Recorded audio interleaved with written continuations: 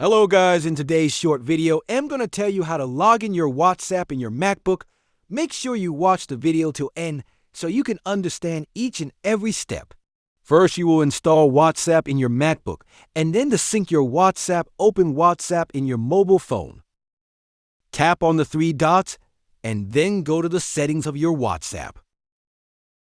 Here you can see a scan option just beside your profile photo. Tap on Scan Code. Then scan the code on the MacBook WhatsApp. Tap on Continue within a few seconds. It will sync your all data of WhatsApp. You can see my WhatsApp is synced with MacBook WhatsApp in this way. You can easily log in your WhatsApp in MacBook. If this video helps you, then give this a thumbs up. And don't forget to subscribe my channel. Thanks.